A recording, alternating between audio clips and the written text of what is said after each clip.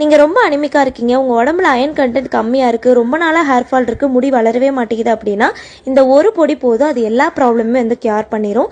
ஒரு சூப்பரான டேஸ்ட்டில் கருவேப்பிலை பொடி எப்படி சரின்னு சொல்லி பார்க்கலாம். கடாயில் 1 டீஸ்பூன் கடலைப்பருப்பு, உளுத்தம்பருப்பு, துவரம்பருப்பு, 1/4 டீஸ்பூன் அளவு முழுதனியாக போட்டு கருக விடாமல் செவக்க வறுத்து எடுத்து தனியாக வச்சுருங்க. இப்போ அதே கடாயில் கொஞ்சமாக எண்ணெய் விட்டு காரத்துக்கு தேவையான அளவு வரமிளகாய், சின்ன நெல்லிக்காய் அளவு புளி, 3 பல்லு பூண்டை இடிச்சுட்டு ஆட் பண்ணிக்கோங்க. பூண்டு பார்த்தீங்கன்னா நல்லா செவக்க வறுபட்டுறணும். இப்போ எடுத்து தனியாக வச்சுட்டு அதே பேனில் 1 கைப்பிடி ஃபுல்லாக கருவேப்பிலையில் போட்டு மொறு ஆகிறது வரை வறுத்து எடுத்து தனியாக வச்சுருங்க. இது எல்லாம் நல்லா ஆறுனதுக்கு அப்புறமா ஃபைன் பவுடராக அரைச்சிக்கலாம். இதை ஒரு ஏர்டைட்டான கண்டெய்னரில் ஸ்டோர் பண்ணிட்டீங்கன்னா 1 மந்த் வரைக்கும் நல்லாயிருக்கும்.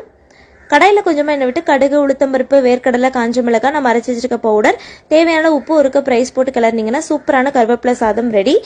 இது கூட நல்லெண்ணெய் விட்டு தொட்டு சாப்பிட்டிங்கன்னா இட்லி தோசைக்கெல்லாம் ரொம்பவே நல்லாயிருக்கும். மோரில் டெய்லி கலந்து குடிச்சிங்கன்னா ரொம்ப உடம்புக்கு நல்லது, முடி வளர்ச்சி அப்படி இருக்கும்.